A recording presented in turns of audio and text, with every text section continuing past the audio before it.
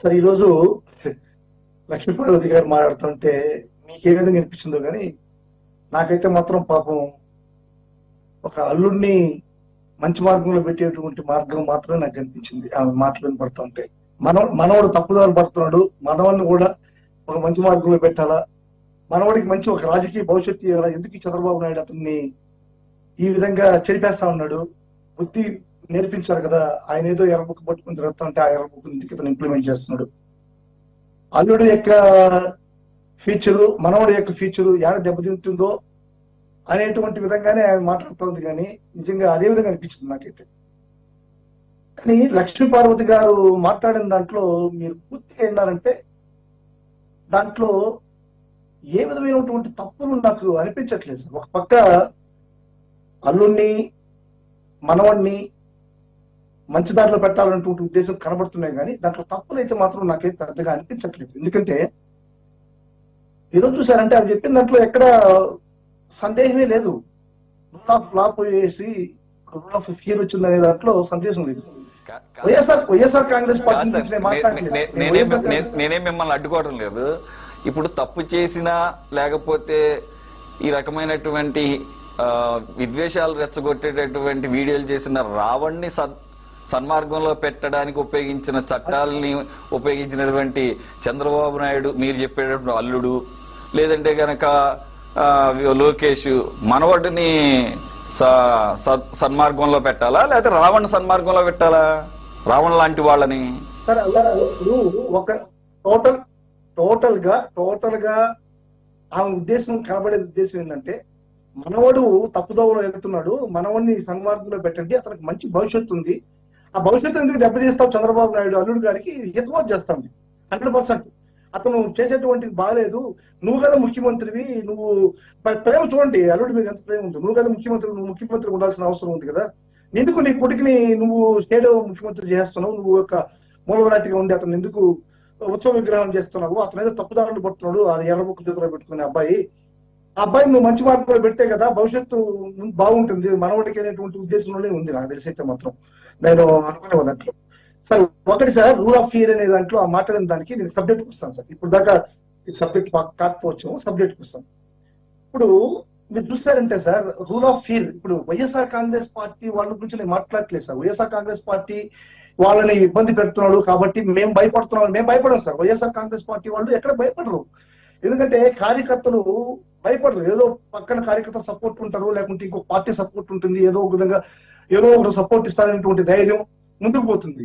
కానీ ఇక్కడ భయపడేంత common man sir. Common man భయపడిపోతున్నాడు. ఎందుకు భయపడుతున్నాడు అంటే మీరు క్లియర్ గా చూసారంటే సార్, ఒక రీసెంట్ గా జరిగినటువంటి ఒక సన్నివేశంలో చావలిలో ఒక మహిళ పైన తెలుగుదేశం నాయకుడు ఒక అతను చేసినటువంటి ఒక ఘోరమైనటువంటి ప్రక్రియ మీకు వెలుగులోకి వచ్చిందో అంత పాపులర్ కాకపోవచ్చు. అది ఒక మహిళని, గిరిజన మహిళని బయటికి తీసుకొస్తే వివస్త్రం చేశారు సార్. కావలిలో తెలుగుదేశం నాయకుడు వివస్త్రం చేశారు.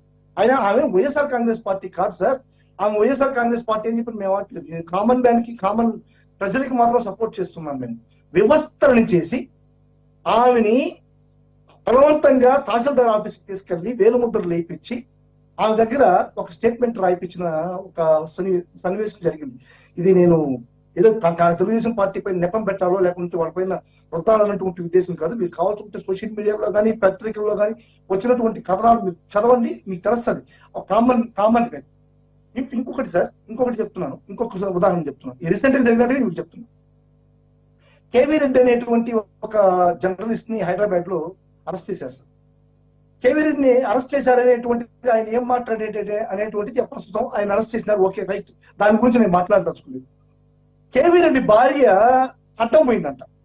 కేవీ రెడ్డిని అరెస్ట్ చేసేటప్పుడు ఒక భర్తని అర్ధరాత్రి టైంలో వచ్చి అరెస్ట్ చేస్తా ఉంటే భార్య అడ్డం పోవడం అనేటువంటిది సమాజంలో జరిగేటువంటి ప్రక్రియ సార్. దాని అది పెద్ద దోషం కూడా కాదు అనుకుంటున్నాను. జనరల్ గా జరుగుతుంది అది. కామన్ గా అతను అసలు మన రాష్ట్రానికి సంబంధించిన వ్యక్తే కాదు, అసలు వైఎస్ఆర్ కాంగ్రెస్ పార్టీ కార్యకర్త కూడా కాదు, ఆ వైఎస్ఆర్ కాంగ్రెస్ పార్టీకి సంబంధించిన వ్యక్తి కూడా కాదు.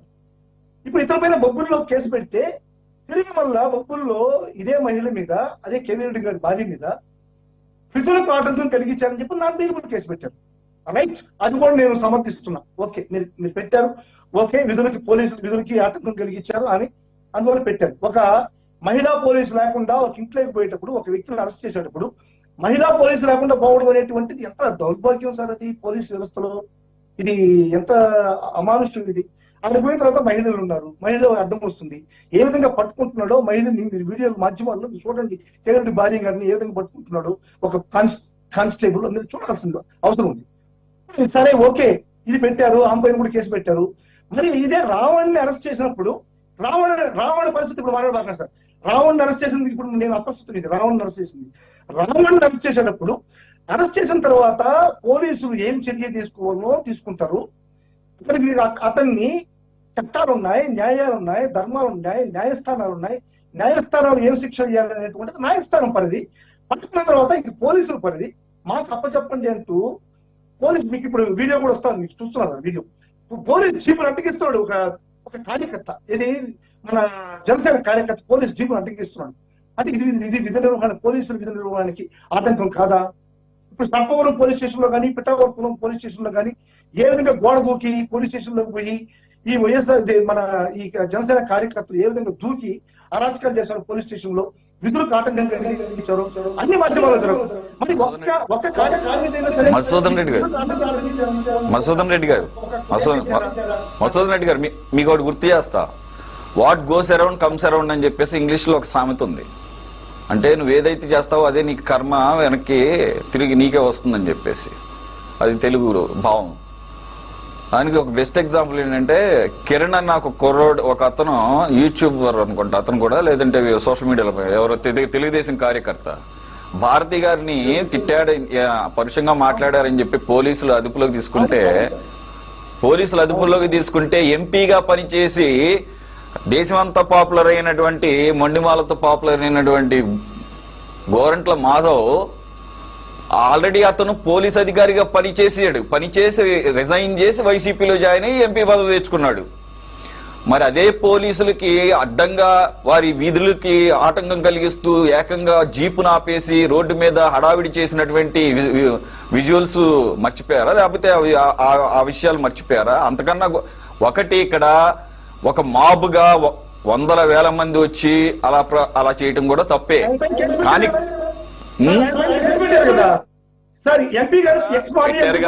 అదే అంటున్నా, నేనేమంటున్నానంటే పెట్టారు సార్, వినండి సార్. అప్పుడు గోరంట్ల మాధవ్కి బీపీ రావాల్సిన అవసరం లేదు. ఎవరు కిరణ్, ఎవరు గోరంట్ల మాధవ్, నీకేం సంబంధం? కానీ ఇక్కడ జనసేన నాయకుడి మీద ఇష్టారాజ్యంగా మాట్లాడినప్పుడు మాజీ ముఖ్యమంత్రి జగన్మోహన్ రెడ్డి గారి డెఫినేషన్ లో ఆబ్వియస్ గా రియాక్షన్ ఏ రూపంలో వస్తుంది? బీపీల రూపంలో వస్తుంది. ఆ బీపీలు వచ్చాయి కానీ అక్కడేమి సంఘ వ్యతిరేక కార్యక్రమాలు ఏం జరగల, ఎవరికి ఆటంకం కలగలేదు. మొత్తానికి వాళ్ళు ప్రయత్నం చేశారంతే. ఎక్కడ ఆఫీసులు బాలగొట్ల, రైల్వే స్టేషన్లు పోలీస్ స్టేషన్లు బాలగొట్ల, పోలీసు వాహనాలను తగలబెట్ల, ఏం జరగల. అప్పచెప్పమని డిమాండ్ చేశారు, బీపీలు వచ్చినాయి అంతే. కాబట్టి జగన్మోహన్ రెడ్డి గారి ఎక్స్ప్లెనేషన్ ప్రకారం అది కూడా ఓకే సార్. ఒకటి సార్, మీరు మాట్లాడుతున్నారు, నేను చెప్తున్నా. సరే, ఇప్పుడు పవన్ కళ్యాణ్ గారిని తిట్టడం వల్ల వాళ్ళ క్యాడర్ కి వాళ్ళ సంబంధించినటువంటి వాళ్ళకి పీపీలు వచ్చాయి, పోలీసులు అడిగించారు, అందువల్ల నేను సమర్థిస్తున్నా అంటున్నారు. ఓకే, రైట్, సమర్థించండి. మరి కేవీ రెడ్డి గారిని అరెస్ట్ చేసేటప్పుడు ఒక భార్యకి రాదా సార్ బీపీ రాదా? ఆమెకి బ్లడ్ ప్రెషర్ ఉంటుంది, అసలు బెడ్డే ఉండదు సార్. నేనేమి మిమ్మల్ని అడ్డుకోవడం లేదు. ఒక్కొక్క పాయింట్ కి నాకు తెలిసిన సమాధానం చెప్తున్నా వినండి. కేవీ రెడ్డి అన్న అతను మీ పార్టీకి సంబంధం లేదని మీరు అన్నారు కానీ ఆయన జగన్మోహన్ రెడ్డి గారు భార్యతో సహా, వినండి సార్, భార్యాభర్తలు ఇద్దరు వచ్చి కలిసిన సందర్భాలు ఉన్నాయి. అతని మీద కేసు ఇప్పుడు కాదు, ఏప్రిల్లోనే అతని మీద కేసు పడింది. వినండి సార్, ఒక్క నిమిషం. అతను ఎప్పుడూ కూడా వైసీపీకి అనుకూలంగా, టీడీపీ కూటమి ప్రభుత్వానికి వ్యతిరేకంగా వీడియోలు చేయడమే కాకుండా ఒకానొక వీడియోలో నేను విన్నాను, భారత రాజ్యాంగాన్ని అవమానపరిచేటట్టుగా వీపీ రాజ్యాంగం అని చెప్పేసి అన్నాడు. కాబట్టి ఆ వీడియో చాలు అతన్ని లోపలేయడానికి. ఇంకొకటి, పోలీసులేమి ఒక వ్యక్తిని అరెస్ట్ చేసేటప్పుడు ఎవరు ఈ రకంగా లేడీస్ అడ్డుకుంటారని ఎవరు అనుకోరు. మనం ఎక్కడన్నా చూసామా? ఎంతో కొంత సహకరిస్తారు, లేదంటే గనక రూల్స్ అడుగుతారు తప్ప అరెస్ట్ చేస్తుంటే అడ్డం పడిపోయి లేడీస్ కదా అని అందు గురించి అప్పుడు వాళ్ళు ప్రిపేర్డ్ గా వెళ్ళలేదు. ఇప్పుడైతే ఈవిడ హడావిడి చేసి ఓవర్ యాక్షన్ చేస్తుందో అప్పుడు మహిళా పోలీసులు తీసుకొచ్చారు. 2, ఆవిడ గనక బాబు నువ్వు ఈ రకమైన వీడియోలు చేయొద్దని చెప్పేసి అప్పుడు అడ్డం పడాల్సింది, పోలీసుల విధులకు కాదు అడ్డం పడాల్సింది. కాబట్టి ఏంటంటే ఆయన మీ వైసీపీ తరపున మీ వైసీపీ శ్రేయోభిలాషి ఆయన జగన్మోహన్ రెడ్డి గారిని కలిసి సందర్భాలు ఉన్నాయి. ఆయన మీద కేసు పెట్టిన వెంటనే అమరావతి వచ్చాడు. కాబట్టి సార్ బాగా చెప్తున్నారు, ప్రజలు వింటున్నారు సార్. మీరు చాలా బాగా సమాధానం చెప్తున్నారు, ప్రజలు వింటున్నారు. ప్రజలు దాని న్యాయ నిర్ణేతలు మిమ్మల్ని గానీ టీవీని గానీ ప్రజలు న్యాయ నిర్ణేతలు చూసుకుంటారు. ఎందుకంటే మీరు చెప్పేటువంటి నేను ఇక్కడ పోలీసులు ఏం చేశారు? ఇప్పుడు లాకప్ ఎత్తి చేశారు పోలీసులు. నిర్ద్వందంగా ఖండించి తప్పు చేస్తే తప్పు చేసినట్టుగా చెప్పాలి.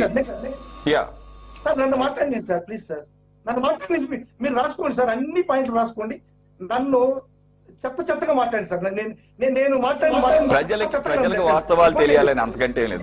చెప్పండి, మీరు అన్నట్టు వాళ్ళకి వదిలేదు.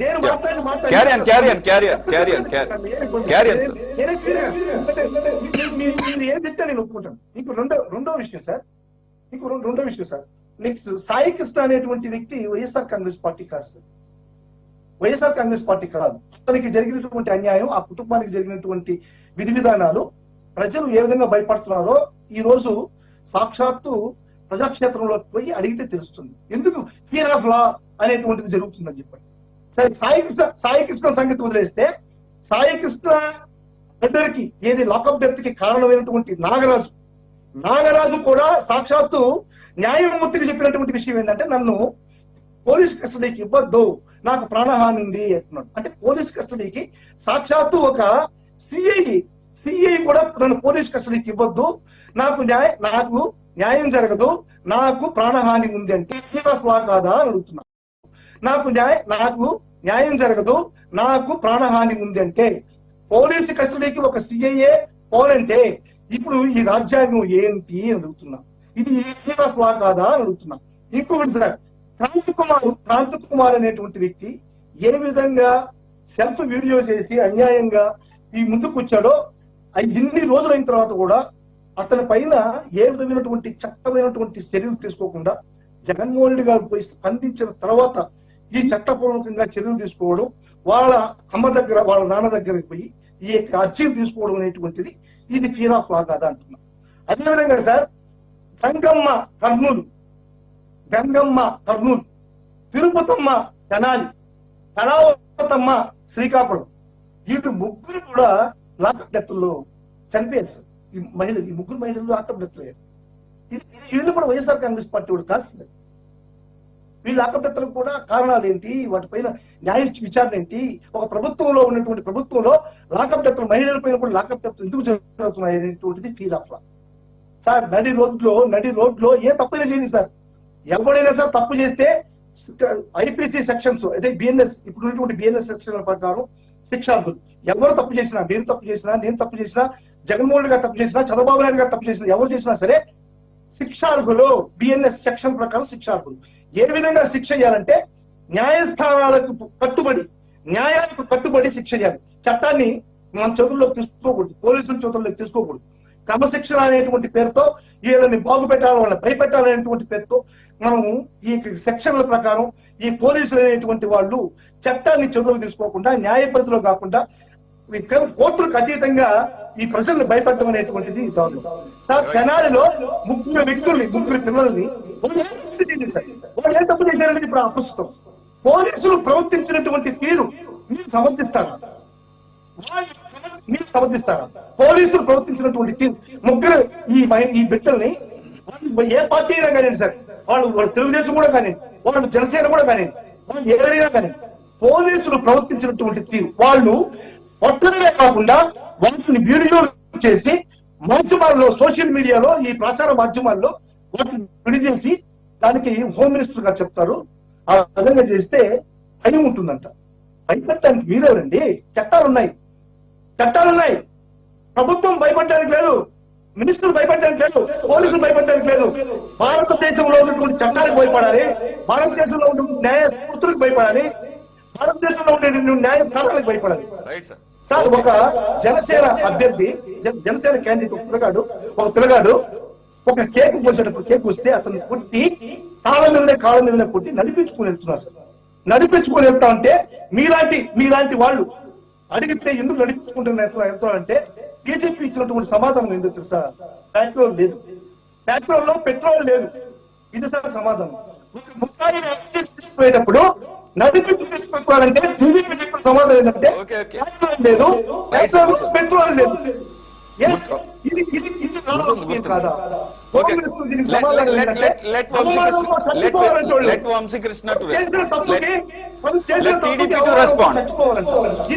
సార్, పాయింట్ అర్థమైంది. Let TDP to respond. Let Vamsi Krishna to respond.